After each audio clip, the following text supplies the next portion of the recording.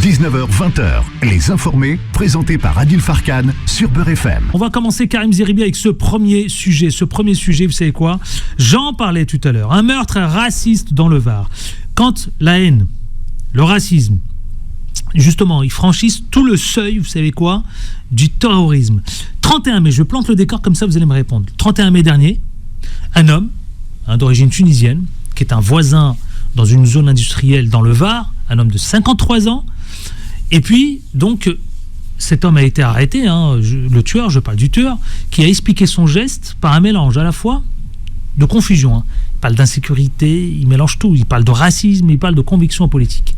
Est-ce qu'on n'est pas en train d'assister quand même, mon cher Karim Zeribi, à des actes de plus en plus, là, comme ça, isolés, dont on va en entendre parler, partout en France? Parce que là, je vous avoue que ça m'a secoué, moi, Karim Zeribi, quand j'ai lu ça. Écoutez, je pense que nous ne regardons pas suffisamment les choses en face dans notre pays. Il y a aujourd'hui une violence décomplexée qui provient d'une idéologie d'extrême droite, raciste, islamophobe, qui aujourd'hui génère des comportements à la fois verbaux très violents, des insultes, des agressions physiques, aussi à l'égard et à l'adresse de tous ceux qui sont réellement ou supposément immigrés, français d'origine maghrébine, de confession musulmane, parce qu'il y a des discours dans notre pays qui sont des discours de rejet, des discours de fracture, des discours de haine. Quand vous dites toute la journée qu'il y a trop d'étrangers en France, lorsque vous croisez quelqu'un qui a un faciès d'origine maghrébine ou d'Afrique subsaharienne, vous avez à l'esprit le fait que cette personne que vous croisez peut être potentiellement un ennemi. Lorsque vous avez toute la journée donc des mensonges, des inepties, je dirais, sorties totalement loufoques, pour ne pas dire, je dirais, incroyables parfois sur l'islam et les musulmans, lorsque vous croisez quelqu'un qui est potentiellement de confession musulmane, par rapport à son faciès, par rapport à je dirais, à ce qui le caractérise, son origine, pour une femme, sa tenue, si elle porte un foulard, vous avez des gens qui se permettent de passer à l'acte violemment. Et tout ça se fait de manière très banalisée dans notre pays. La gravité, c'est que les médias n'en parlent pas. En tout cas, pas suffisamment. La gravité, c'est que les politiques continuent de surenchérir dans une forme de, je dirais, de mensonge national, en expliquant que les problèmes de la France, parce que nous avons des problèmes aujourd'hui en France, économiques, sociaux, la place de la France sur la scène internationale, le décrochage des classes moyennes, l'appauvrissement des classes populaires. Il y a des problématiques aujourd'hui dans notre pays qui ne sont pas réglées sur le plan politique. Parce qu'il n'y a pas de réponse forte sur le plan politique pour régler les problématiques de pouvoir d'achat, les problématiques de développement économique, de services publics. Et donc, il y a dans les discours politiques, notamment de la droite extrême et de l'extrême droite, mais même ceux qui se caractérisent comme des centristes ou des gens de centre-gauche, quand on prend certaines personnes qui nous expliquent effectivement que l'islamisme est partout, que le frérisme est partout, qu'il faut prendre des mesures, que le communautarisme rampant gangrène notre société, communautarisme toujours des mêmes, évidemment. Donc il y a un communautarisme autorisé dans notre pays, puis il y a un communautarisme que l'on pointe du doigt en permanence alors qu'il n'existe pas. Et c'est le seul qui n'existe pas. Le communautarisme maghrébin ou africain, Afrique subsaharienne, n'existe pas dans notre pays. Je le dis, je le redirai, que ça plaise ou pas, parce que ce sont les seules communautés qui ne sont pas organisées et structurées. Donc, alors qu'il y a d'autres communautés organisées et structurées, jamais on évoquera le communautarisme. On dit que ce sont des communautés qui s'organisent et c'est normal, tout va bien dans le meilleur des mondes. Si ce sont les Français d'origine maghrébine ou d'origine africaine, subsaharienne, là on pointera le fait qu'il y a un problème. Parce qu'on sentira toujours une forme d'adversité face à ces potentielles organisations de ces communautés françaises de confession pour beaucoup musulmane. Donc il y a une analyse dans notre pays qui est erronée d'emblée. D'emblée, elle est erronée. On pense que le problème du pays, ce sont les immigrés. On ne parle jamais de ce qu'ils apportent, jamais de la valeur ajoutée que les immigrés apportent dans notre pays. Or, tous les gens sérieux qui ne font pas de politique politicienne savent que sans l'immigration, notre économie française s'arrête. Il n'y a plus d'employés de BTP, il n'y a plus d'employés dans la restauration, il n'y a plus dans les hôpitaux ces internes étrangers qui aident à faire en sorte que les hôpitaux fonctionnent bien. Donc il n'y a plus les 45 000 ingénieurs étrangers qui nous apportent beaucoup dans l'économie française sur un certain nombre de sujets. J'en passe, les taxis, les agents de sécurité, les agents de rayon, les techniciennes de surface, c'est le nom moderne pour parler des femmes de ménage. Donc, sans ces populations-là, diplômées ou pas, qui sont immigrées, le pays ne fonctionnerait pas. Or, personne ne le reconnaît. Donc, on donne le sentiment à des esprits faibles, extrémistes de droite, souvent droite extrême, extrême droite, que le problème du pays, ce sont les immigrés. C'est qui le on, quand tu dis on donne le sentiment? À qui la faute? Le politique ou les médias? Vous savez, qui attise la haine? Parce que moi j'aimerais comprendre quand je vous écoute parler. Il y a un climat, Adil Farkan, il y a une atmosphère aujourd'hui. Vous avez parlé de la haine. Donc, un climat de haine. Il y a un climat et une atmosphère politico-médiatique. Donc ça pue. Qui génère une forme de haine dans le pays. Par les discours, par la manière dont on traite l'actualité. Encore une fois, je le disais à l'antenne de Beurre FM, si vous avez une attaque au couteau demain, si l'attaque au couteau l'auteur est Mohamed ou Mamadou, on va en faire la une matin, midi et soir. Si l'attaque au couteau, c'est Christophe, on va en parler telle une brève dans l'actualité et on va passer à autre chose. Pourquoi cette forme d'obsession quand ce sont certains profils qui portent une agression dans le pays, et pourquoi cette forme de traitement de l'information assez rapide et un traitement assez bref lorsque c'est d'autres profils? C'est une vraie question. Moi, je pose des questions qui dérangent.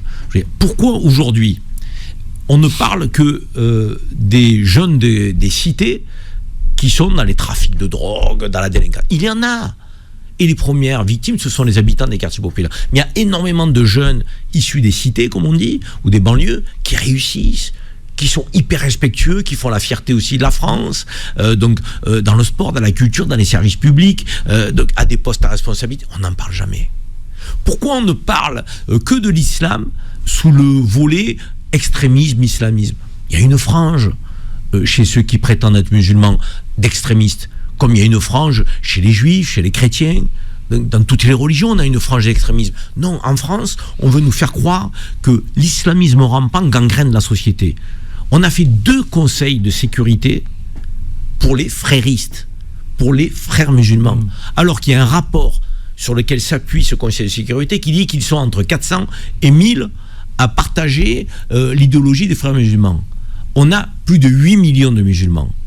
Est-il possible de dire qu'on a peut-être 400 personnes à surveiller dans le pays, et en tant que Français de confession musulmane, je suis le premier à ce que l'on puisse surveiller des gens potentiellement dangereux pour le pays, pour la nation tout entière, sans distinction d'origine des citoyens. Donc s'il faut les surveiller, qu'on les surveille. Mais pourquoi on omet de dire qu'il y a 7 à 8 millions de musulmans respectueux des règles, encore une fois, utiles à la France, qui aiment le pays, qui défendent, je dirais, l'idéal républicain, qui respectent les principes de laïcité, qui bossent et qui ne posent aucun problème? Pourquoi on ne le dit jamais? Moi, ça me pose problème, cette forme de traitement de l'information à géométrie variable. D'abord, on n'a plus de médias d'information, on n'a que des médias d'opinion. Donc à un moment donné, il faut assumer au sein de Beurre FM d'être un média d'opinion. Puisqu'il est installé aujourd'hui dans le paysage médiatique français que tous les médias sont des médias d'opinion, quels qu'ils soient, de gauche, de centre, de droite, d'extrême droite, c'est installé, tout le monde le reconnaît. On a des gens qui achètent des médias pour véhiculer leurs idées. Mais il faut faire pareil. Il faut véhiculer nos idées. Et nos idées, ce ne sont pas des idées de haine, ce ne sont pas des idées de confrontation. La différence entre nous et d'autres, c'est que nos idées, quand je dis nos idées, je parle aux Français que nous sommes, d'origine étrangère, par nos grands-parents, de confession musulmane pour certains d'entre nous, et pour d'autres qui sont de confession juive, catholique. Et il y a plein de gens qui ont envie de vivre ensemble en France. Donc, pour tous ces gens qui ont envie de vivre ensemble, il faut que nous soyons un média d'opinion qui prône la fraternité, qui prône le vivre ensemble, qui parle de délinquance. Parce que quand on me dit, moi, ouais, mais il y a des médias, ils ont le courage de parler de délinquance. Mais on n'a aucun problème à parler de délinquance. Quand on te dit ça, on a l'impression que toi, tu protégerais les délinquants. Mais les délinquants, ils nous empoisonnent la vie comme ils empoisonnent la vie à tous les Français, quel que soit leur lieu d'habitation ou leur origine. C'est pas un problème d'origine, la délinquance. Mais combattre la délinquance, ça ne permet pas de laisser confondre toute une population française d'origine étrangère ou de confession musulmane, tels des délinquants que l'on doit essentialiser. Non, moi je suis contre l'essentialisation. Je pense qu'on doit traiter les problèmes du pays. S'il y a de l'extrémisme dans certaines franges de pratiquants ou de croyants dans le pays, il faut les combattre, mais on ne doit pas les confondre avec l'immense majorité des croyants qui ne sont pas extrémistes. S'il y a de la délinquance, il faut la combattre, mais on ne doit pas confondre ces délinquants qu'il faut combattre avec l'ensemble de la jeunesse de notre pays, notamment la jeunesse de ces quartiers, de ces cités, qui veut s'en sortir. Donc arrêtons aujourd'hui d'essentialiser, arrêtons de monter les Français les uns contre les autres. C'est insupportable parce que, en fait, c'est un fonds de commerce, Adil Farkan. C'est un fonds de commerce, là. Karim Zeribi. Et là, vous avez des gens qui passent à l'acte. Justement, que vous m'avez cité. Karim Zeribi, justement, c'est pour ça que je voudrais juste m'arrêter là-dessus, parce que vous dites diviser les uns les autres, etc. Christophe B, il s'appelle, donc c'est un quinquagénaire originaire des Vosges. Il a basculé dans la violence extrême après avoir publié sur Facebook, écoutez bien Karim Zeribi, une vidéo glaçante. Il s'y filme souriant, provocateur, exhibant donc un arsenal d'armes à feu, et il dit, j'ouvre les guillemets, c'est lui qui parle, ça y est, qu'un pétard, mais hier, il y a du pompe, il y a tout ce qu'il faut, lance-t-il dans une joie inquiétante. Puis le ton change, il crie son rejet virulent des musulmans et appelle à la violence sur Facebook. Et il dit, ce soir, on dit stop aux islamistes de mes deux. Putain de Français de mes deux. Réveillez-vous. Sa haine s'exprime clairement sur Facebook et il veut faire un carton. Il dit, il ouvre les guillemets, il dit, je veux faire un carton, ciblant évidemment tous ces Français issus de l'immigration ou tous ces immigrés. Vous venez de me citer le message Facebook de quelqu'un qui est passé à l'acte, qui a tué, qui se filme, donc un Français d'origine tunisienne, donc qui se glorifie de son acte, qui annonce son acte et qui annonce son acte en puisant dans une idéologie d'extrême droite raciste et islamophobe. Il parle de musulmans, il parle d'étrangers. Il dit qu'il considère ces gens-là non pas comme des Français, mais comme des gens donc qu'il faut tuer, massacrer. Il met en avant son arsenal et son armement pour ça. Et il appelle aux Français, il appelle les Français à un sursaut, à un réveil. Et pourquoi ce ne serait pas un acte terroriste, ça ? Mais c'est un acte terroriste. Il appelle un sursaut, oui. Mais c'est ça. Est-ce qu'on ne doit pas craindre justement quelques barrés mais il y a des barrés. Et il y en aura de plus en plus qui passeront à l'acte. Et quand je dis ça, je ne veux pas présager et être un oiseau de mauvais augure, donc, parce que ça ne fait plaisir à personne. Mais encore une fois, à partir du moment où on banalise les discours racistes dans le pays, à partir du moment où on banalise les discours stigmatisants, essentialisant toute une population, à partir du moment où vous laissez croire que tous les musulmans sont des islamistes, et qui veulent importer la charia et qui n'adhèrent pas aux valeurs de la République et aux principes de laïcité. À partir du moment où vous laissez cette petite musique se diffuser dans les esprits faibles de certains de nos concitoyens, évidemment que vous avez des gens qui vont passer à l'acte. Quand vous indiquez que l'immigré vient manger le pain du Français et représente le plus gros problème, vous avez un Français qui est au chômage, qui est dans l'extrême pauvreté, dans le désarroi, il va dire mais c'est la faute de l'immigré. Donc on me le dit toute la journée à la télé, on me le dit toute la journée par la bouche de ceux qui sont aux responsabilités. Le ministre de l'Intérieur, quand il dit « Ah bah le voile à une tribune, en gros c'est un problème, l'islamisme passe par le voile est le bras armé des islamistes. » Mais quand vous avez quelqu'un qui a un esprit faible, il voit une femme qui porte le foulard dans la rue, il la croise, il a envie de lui arracher, il a envie de l'insulter, il se dit « C'est mon ennemi », alors qu'en réalité c'est une compatriote française de confession musulmane, qui fait de mal à personne, qui vit sa vie tranquillement, qui élève ses enfants, qui bosse, comme une immense majorité des femmes qui portent le foulard dans notre pays. Pareil pour cet individu qui a tué, qui a commis un crime raciste sur le Tunisien. Ce Tunisien, il demandait quoi ? Rien. Il vivait tranquillement, père de famille. Je veux dire, le coiffeur, le mois dernier, c'était un coiffeur d'origine tunisienne qu'on est allé tuer sauvagement. Donc cette semaine, ça en est un autre. La semaine prochaine, on va parler de quoi ? Et on va continuer à banaliser les discours sur la scène politico-médiatique de haine entre Français, parce que nous sommes Français, que ça leur plaise ou non. Nous sommes Français. Et au passage, Karim Zeribi, on a blessé un autre qui est d'origine turque. Voilà. Mais évidemment. Parce que vous parlez du Tunisien, effectivement, on en parle du Tunisien. L'autre, il est de nationalité turque. Voilà. Mais parce que l'autre, précise les infos que j'ai. L'autre, c'est l'étranger aussi. C'est l'étranger aussi. En fait, c'est la haine de l'étranger, sous couvert effectivement que l'étranger est musulman. Il y a une Tunisien tué et le Turc gravement blessé. Il y a une forme d'addition dans les haines. Il y a l'addition de la haine de l'étranger, et cet étranger, dans l'esprit de celui qui commet l'acte, il est musulman. Donc, quelque part, l'étranger musulman, c'est le problème dans le pays. Et comme on ne sait pas si la personne est étrangère ou française, lorsque vous croisez quelqu'un qui a un faciès d'origine maghrébine, vous ne savez pas s'il est français ou étranger. Donc du coup, vous regardez derrière ce faciès-là l'origine et la croyance religieuse. Et vous vous dites, il est musulman. Il est maghrébin, il est Afrique subsaharienne, il y a de grandes chances qu'il soit musulman. Donc, comme j'ai la haine du musulman, comme on m'explique toute la journée que le problème dans le pays, c'est l'immigré et le musulman. On n'est pas juste dans notre pays quand on traite l'information. Les politiques manquent de discernement. Les politiques donnent le sentiment, effectivement, d'amalgamer toute une communauté, toute une frange de la population française. Et comme nous n'avons plus les politiques qui ont les mots justes, qui ont les mots forts, pour parler des problèmes sans stigmatiser, sans amalgamer, sans essentialiser. Comme nous n'avons pas cette classe politique, on a une classe politique aujourd'hui médiocre, qui, prospère sur les confusions. On a une classe politique aujourd'hui qui, tel un fonds de commerce, utilise la stigmatisation et l'essentialisation donc pour aller chercher des voix. Des voix chez des Français qui ont des esprits faibles, des voix chez des Français qui souffrent économiquement, socialement, des voix chez des Français qui, pour ceux-là, souvent, n'ont jamais vu un maghrébin ou un musulman, n'ont jamais côtoyé. Donc, on a des villages qui votent RN ou qui votent Zemmour à 90%, qui n'ont jamais vu un étranger, qui n'ont jamais croisé un musulman. Mais quand vous avez toute la journée en boucle, donc dans les médias, chez les éditorialistes, dans la bouche de certains politiques, le fait que les problèmes de notre pays proviennent de ceux qui ressemblent à l'étranger, de ceux qui pratiquent la religion musulmane, réellement ou supposément. Donc, à partir du moment où vous véhiculez ça, vous générez une forme de rancœur, frustration, peur qui se transforme en haine, et vous poussez les gens à passer à l'acte.